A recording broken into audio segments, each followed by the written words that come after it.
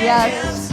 I have a PhD in organizational psychology, and as I like to say, I'm not analyzing you, nor will I organize your closets. So welcome, everybody. I am thrilled to be here, and I want to tell you a story that started with getting a call.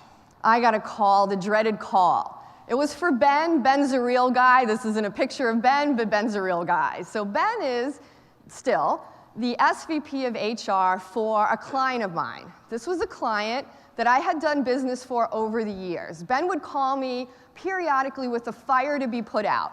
There was an executive that's derailing. Can I come and do some coaching? There's two teams that are infighting. Can I do an intervention? Calls like that. So he'd call me periodically over the years. And this time, though, when he was calling me, there wasn't just a fire to put out. The whole place was up in flames. So Ben's company is a steel mill, a steel company. It's one of the largest steel making and fabricating companies in the United States. They do business all across the country. And they were started up in the 1990s during the renaissance of the American steel, by some very visionary strategic founders. The reason he was calling me was because the founding CEO had just announced his retirement, and the board of directors realized there was no one in the pipeline to take over the reins of the $7.4 billion business. Ben, the SVP of HR, had been a lone voice crying in the wind for decades about the need to build bench strength, the need to build a leadership pipeline. However, the founders of this company had all been veterans from large, integrated, very old school mills, the kind that you probably picture in your mind when you picture a steel mill, right? Anybody ever been in a steel mill? Right? A couple, all right, it's kind of cool, right? It's kind of cool.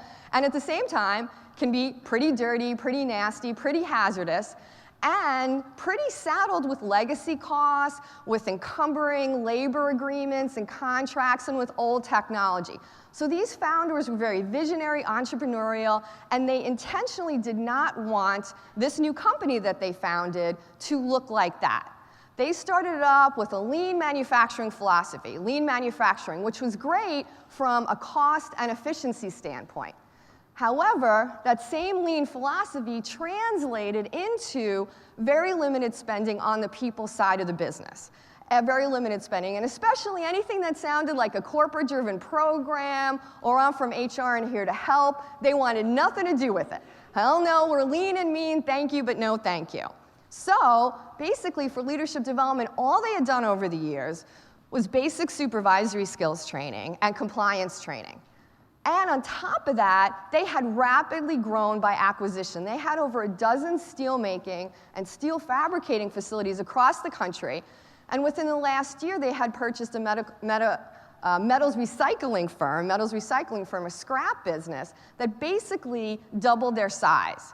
And they had no systematic way to look across their organization and even know what talent was in the pipeline. So that was the presenting issue, that the CEO was retiring, nobody in the pipeline, they had not invested in their leadership development to any significant capacity. Anybody been in that situation? Got that call, right? Yes. So a lot of the HR and L&D professionals that I work with get it, right? We get it. You're my peeps. We get it. We get the need to develop our leaders, to invest in our leaders. We get the need to understand our bench strength, to do things like succession planning. We get it. But it can be very, very hard to translate that message into how engaging in our activities will impact the bottom line of the business until there's a fire to fight, like this guy was hearing from his board of directors. So let's look at this. So I'm going to use this steel mill as a case study. I'm going to use the steel mill as a case study. I'm going to go through it rather quickly. There's a white paper if you want to get it. Just let me know. I'm happy to share it with you.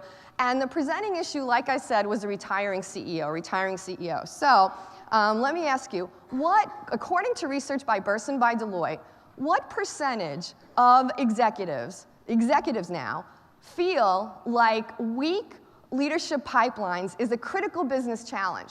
Weak leadership pipelines, low bench strength is a critical business challenge, not just an L&D challenge, but a business challenge. Any ideas about that? Thoughts?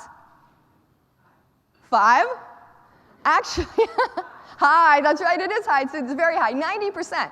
90% thinks it's a critical business challenge, not just an L&D challenge, a business challenge. So even though you might not work in a steel mill, here's some other presenting issues or challenges that was going on at this organization. See if you relate to any of these. You might not have a lean culture, but you may have a culture that's not optimally conducive to spending in learning and development arenas. You might not have had grown by mergers and acquisitions, but you probably still have silos and disconnects in your organization.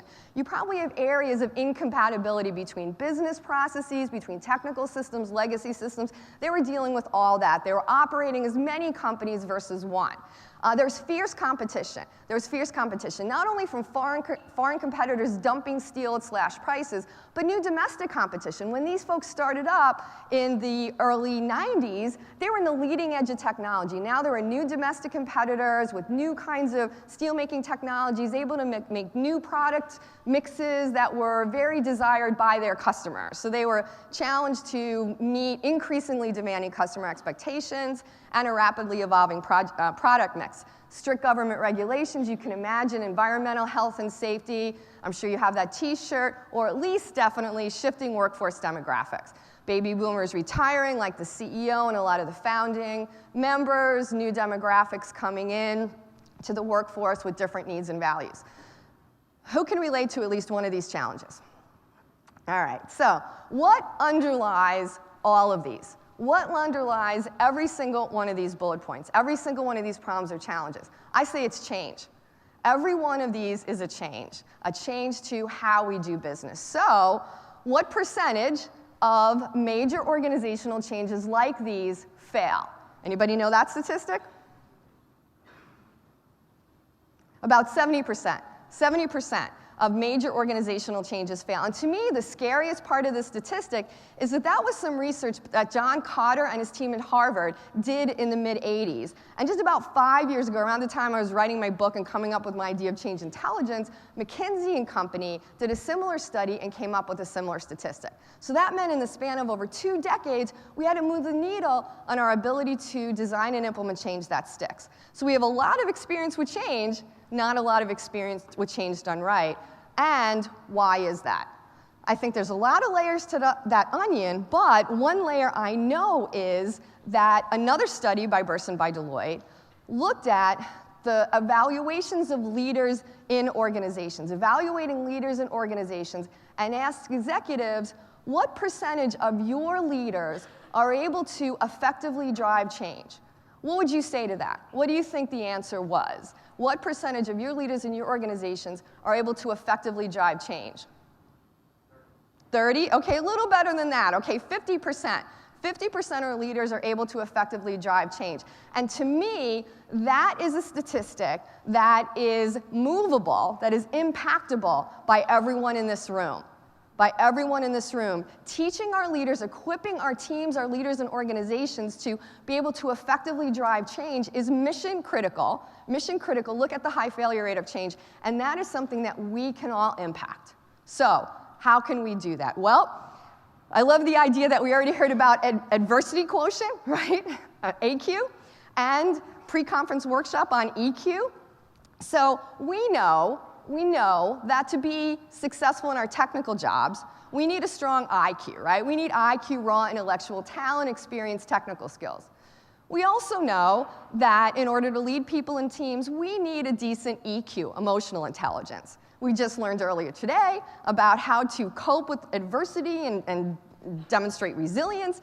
AQ, adversity quotient, also a good thing to have.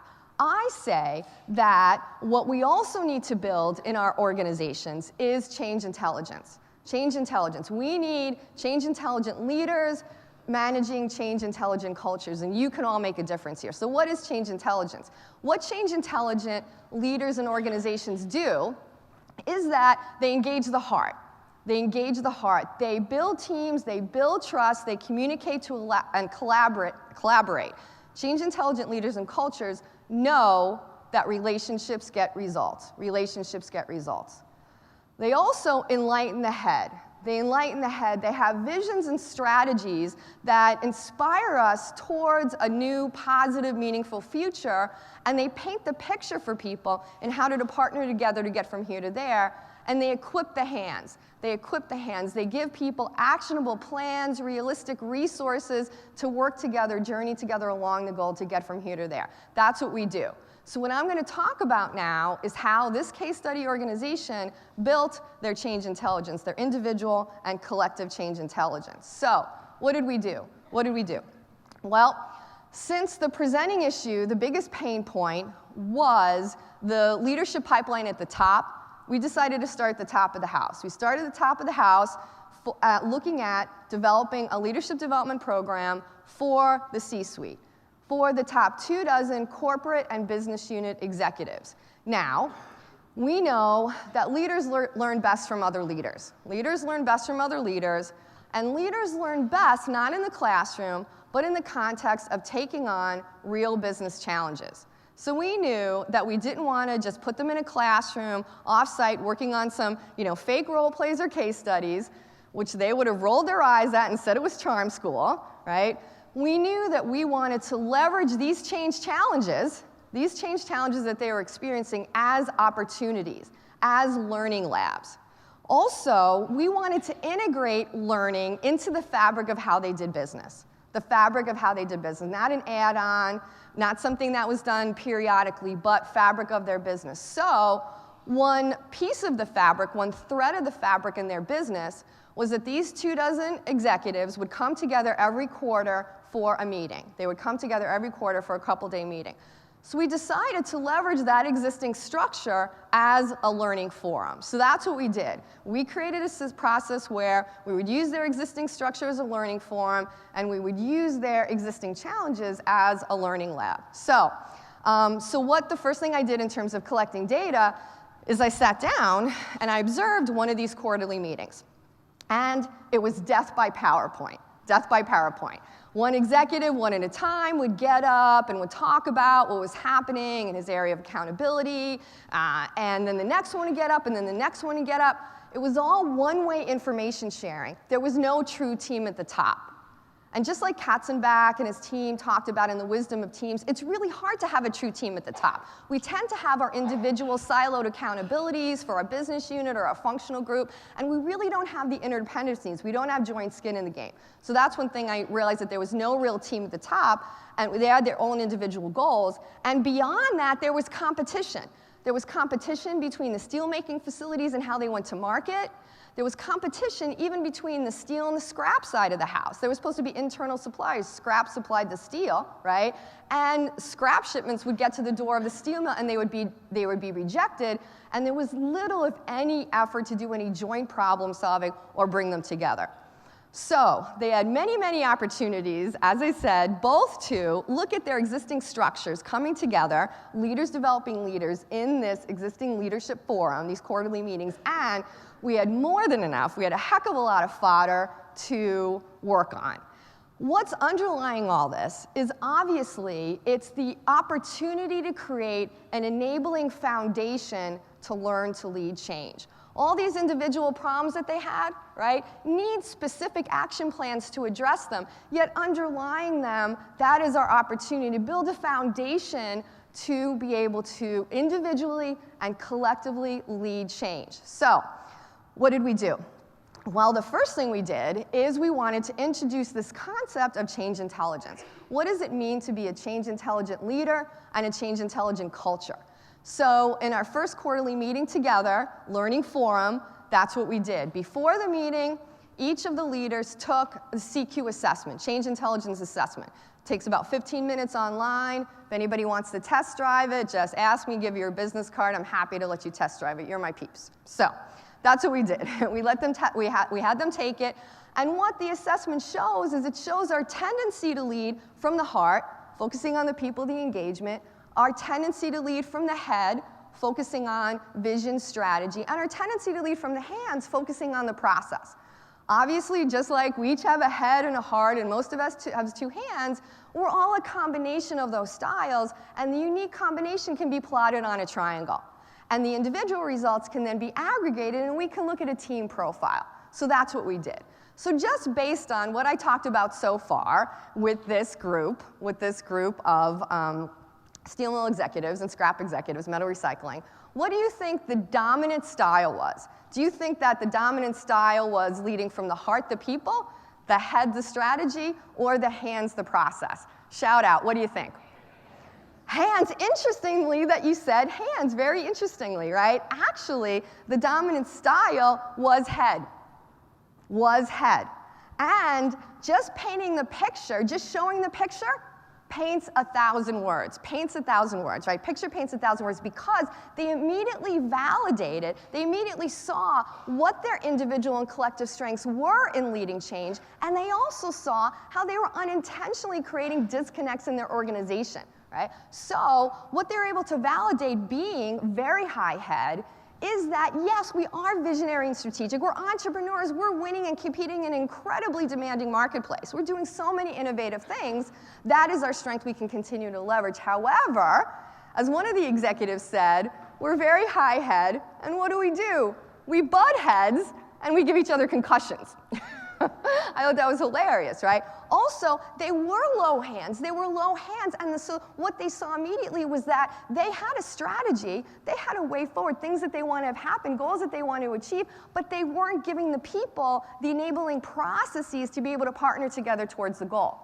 That's why you would see things like the steel facility rejecting the incoming scrap, right? They had almost set it up so that there was competition. They weren't giving people the enabling systems and structures and processes to be able to work together. They had all these incompatible systems, right? Nobody was championing that kind of integration. The different acquired business units were still acting like independent businesses.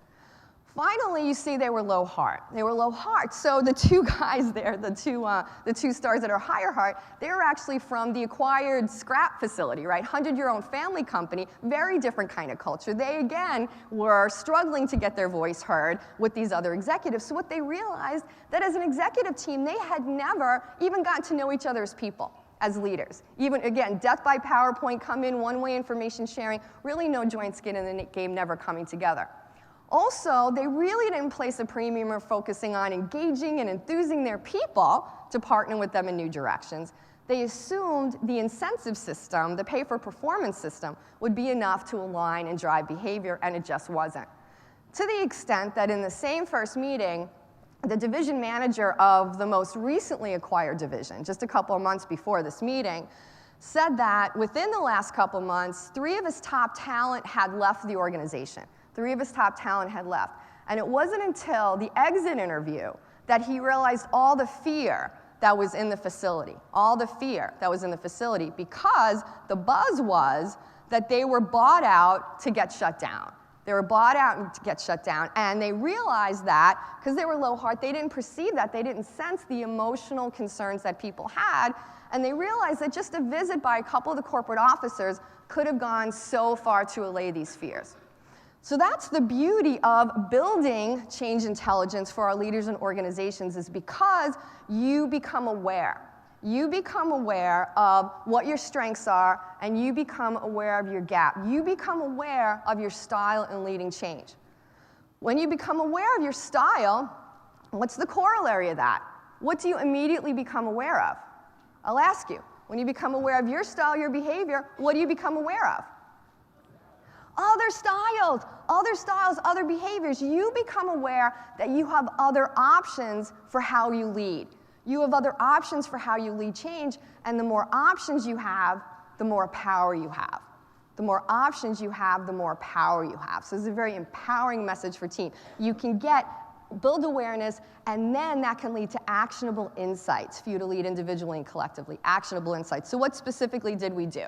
Well, we did multiple things, but I'm going to focus on what we did from a learning and development perspective. So what we did with this information is that we worked to transform their quarterly meetings from death by PowerPoint, one-way information sharing, to actually joint decision-making and learning forums. So we created skin in the game. We created jointness and alignment right at the top. For example, we created a team looking at the talent management system, right? Looking at what Ben, the SVP of HR, who called me, co-led this with the HR leader, director at one of the biggest business units. And they looked at bringing in an integrated talent management system so they wouldn't get surprised again, and they would be able to fill mission-critical positions, know who was in the pipeline, cross-fertilize talent. You know everything I'm talking about with the succession planning system. The CIO and COO formed a joint operations IT team, right, that oversaw multiple projects that were all about looking at where are we incompatible and inconsistent in our business, where does it make sense to leverage some best practices and get some consistency, where does it make sense maybe to stay separate, right, and oversaw a lot of initiatives spanning from their technology platform to business processes so they could get more aligned as a business. And importantly, two of the most well-respected and senior business executives on this team took on co-leadership of a team that looked at their go-to-market practices, that looked at how they went to the marketplace, and to invent new structures, new strategies for inventing going to market together instead of in this competitive way that they did things.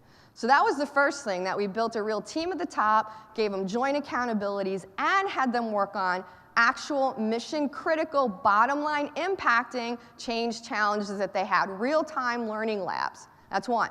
Two, what we did is that populating these teams were high-potential talent drawn from across the organization, from corporate, from the different business units, that partners with their executives to move the ball forward on this initiative. What did that do? Again, they're focusing on not made-up role-plays case studies in the classroom. They're working on mission-critical, bottom-line-oriented initiatives together.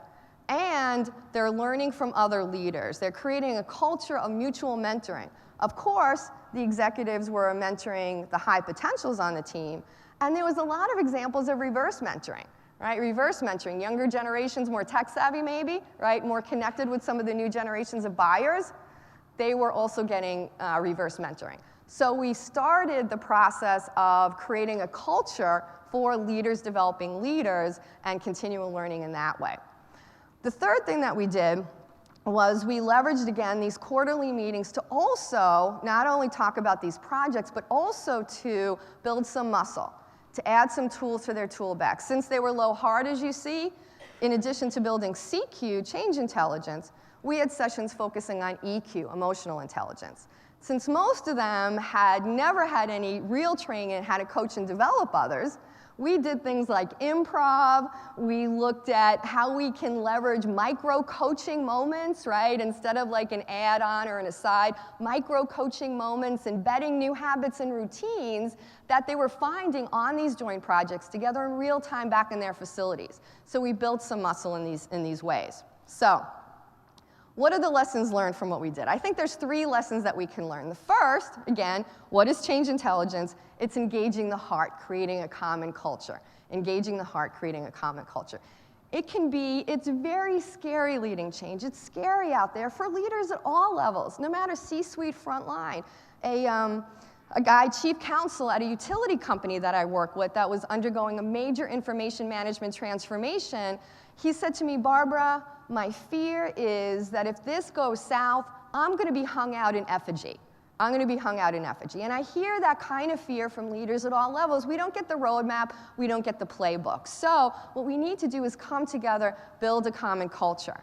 And so I love this image of, a businessman in a suit, with a monkey hat on. One CEO said to me, he says, Barbara, it's like we're all monkeys in a tree. We're all monkeys in a tree, and I look down, and I see the smiling faces of the monkeys below me, and they look up, and what do they see? And I think that's what often happens, right? The higher up you go in an organization, the harder it is to get any feedback at all, let alone real-time and actionable feedback. So that's one of the things we did, is we built this team at the top, and we facilitated their ability to have honest, transparent conversations with radical candor. Who knows the study about high-performance teams and what the most important success factor of high-performance teams is? Have you seen that one? The most important success factor of high-performance teams. Anybody?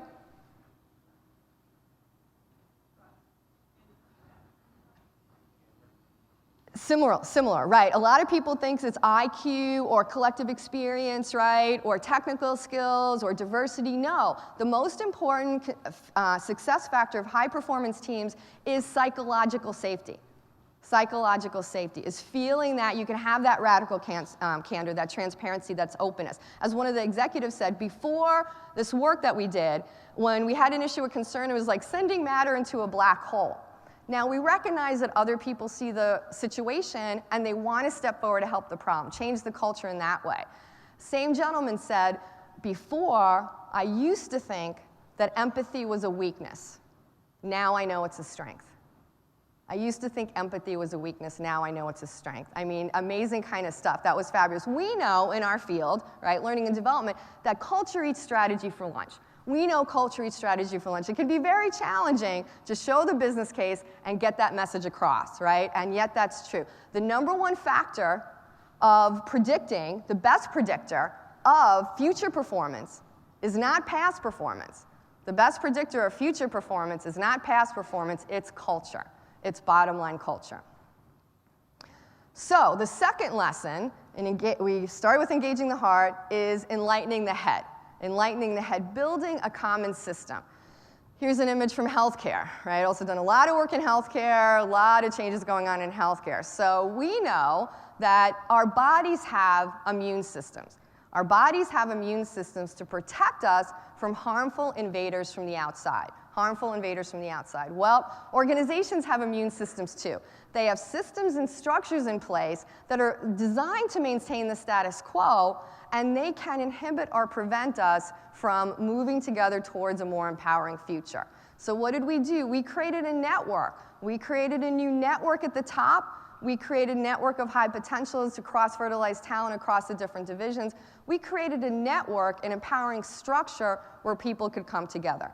We looked at all the areas that our systems were misaligned, from talent management to IT to business processes to go to market, and we looked at creating an aligned and empowering structure for good people to come together and to work towards a common goal.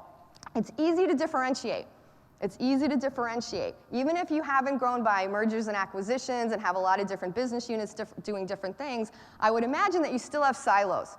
You still have disconnects between different departments, functional groups, shift teams, whatever. It's easy to differentiate. What we need is we need integration.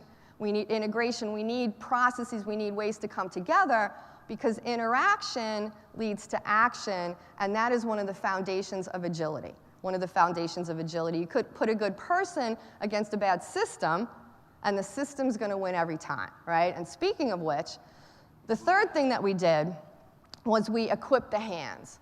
So often what we do is we shackle people to processes that don't make sense. They maybe made sense in the past, but they're not going to move us towards the future. We handcuff them. So do you think this gentleman in the steel mill at the receiving dock, do you think this guy wanted to reject that incoming scrap shipment? No. He probably thought it was the stupidest thing, right? However, the process made him do it. The process made him do it. It was almost like he was set up to fail, like they were set up to be in competition with each other. So often we think it's a motivation issue. We think it's a motivation issue, and really a lot of times people get it, they even want it, they just can't do it. You put a good person against a bad process, and the process is going to win every single time. One story that wasn't from the steel mill that I love too, did integrated change intelligence into a high-performance program at a retail organization, high potential leadership program. And so this organization, 2,500 stores, 250,000 people across the US and Canada, they were developing their high potential technology leaders. They weren't getting return on investment in their technology investment, right? So they were, among other things, started a high potential leadership program. So what I did was I met with, classroom full of these IT guys, right? And so I'll never forget one guy named Jared, right? We introduced each other. He kind of rolled his eyes. He thought the soft stuff was kind of BS, right? Really wasn't into the soft stuff. And I asked him what change challenges he was dealing with. What change challenges he was dealing with. He said, well, he was in charge of designing and implementing a new process for special orders at the stores, right? New process for special orders at the stores, and he was getting low adoption rates, right? So we asked him what he was doing. And he said he was sending an email with a quick reference guide out. right? Email with a quick reference guide, okay? Right. So we kindly suggested, myself and his classmates, that maybe he'd just do something a little more engaging, right? And he finally agreed, all right, I'll go and I'll visit the stores within driving distance, the 3 stores within driving distance of corporate office. Next session he comes back and he was a different guy. He was lit up, raised hand, wanted to go first. He said the first store that he visited, the manager told him no one from the corporate office ever visited the store. No one from the corporate office driving distance. The second manager told him, yeah, I got your email, and it said new and different, and I read more and difficult and basically ignored it. The third store manager said, yeah, I opened it, we got it out, we tried it with a couple associates, it seemed hard, so we put it away. Jared sat down with that store manager, couple associates, saw from the end user's perspective that it was difficult, it was challenging, made a couple tweaks, voila, you can write the script from what happened next. As Jared said, and I'll never forget this quote, maybe it wasn't them resisting, maybe it was me not leading. Maybe it wasn't them resisting, maybe it was me not leading. Imagine if a guy in his mid-20s gets that epiphany, right? The difference it's going to make for his career, relationship between IT and the field, corporate and the field, right, and operations, and the people that he was going to interact with. Really powerful stuff. So often we set up people to fail. So, a little energizer for you. What parking spot number is a car parked in?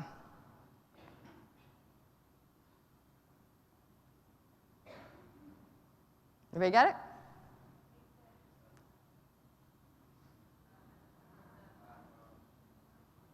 I would have stared at that forever, don't feel bad, I never would have gotten that. But the whole idea is to learn to change and to lead change, change your perspective. Change your perspective, that's what Jared did, right? That's what the executive leadership team did. They changed their perspective, right? Instead of this is a problem to be solved, other people are problem to be fixed, right? We can, instead of fighting competition, we can look at the world from this different perspective. That's what change intelligent leaders and organizations do, right? So often, what looks like resistance in others, and I say, we need to reframe resistance from enemy to our ally. We need to reframe resistance from enemy. Instead of preventing it, eradicating it, thinking we're doing something wrong when we get resistance, resistance is normal and natural, and it's a source of information for us as leaders about things we can do differently. So reframe resistance from enemy to our ally, because so often what looks like resistance out there is the opportunity to do something differently ourselves, to help people. So often it looks like people don't want it, right? That's the heart, excuse me. They don't get it or they just can't do it. Those are all opportunities for us as change leaders, us as leaders to do something differently. And these are all teachable, trainable skills. So I would ask yourself, as L&D professionals, what you are doing to help your organization build its capacity to lead change, both leaders and the culture. Are you training people to cope with change? Building their resilience, adopting a positive mindset? Are you teaching people how to manage change? So tools and toolkits, models and methods, or are you really teaching how to lead change, mentoring others how to lead change? Not that it's bad and wrong to teach people to cope with change or manage change. We need all that. It's all good stuff. It's foundational. And I think it's incomplete. I think a large proportion of our high failure rate of change is the lack of change leadership capacity at all levels in our organization. So hopefully you got some insights about perhaps things we can do to improve our leaders and our leadership capability, and also enhance our culture for positive and collaborative change. So what I will leave you with is the idea that change is not the problem, change is the solution. We know from neuroscience research that to our brain, change equals pain. To our brain, change equals pain. The same neuroreceptors fire in our brain when we feel physical pain as when we encounter change in organization. The same one. So in a very real sense, change equals pain. What do we do when we're in pain? We want to stop it, we want to fix it, we get rid of it, right? I would challenge you to think about that we're always going to have constant, unrelenting things that seems like problems and change challenges in our organization. They're always going to be there. We always need to deal with them with specific plans and solutions. And, not or, and every single change challenge that you're faced with in your organization, and if a steel mill can do it, you can do it, is also an opportunity. Every problem is also an opportunity for you to look at how can we look at this change challenge as a pop-up learning lab, to build my own capacity to change, to build our leaders' capacity to change, to build the next generation of leaders' capacity to change, and also to build our culture to be more change-friendly, more agile, more ready to deal with not just the problems of today, but all the problems that we're going to have. Build an enabling foundation by learning to lead. That's the challenge I'm going to leave you with, is how can we, as L&D professionals, move from supporting the business strategy to actually driving the business strategy. Thank you.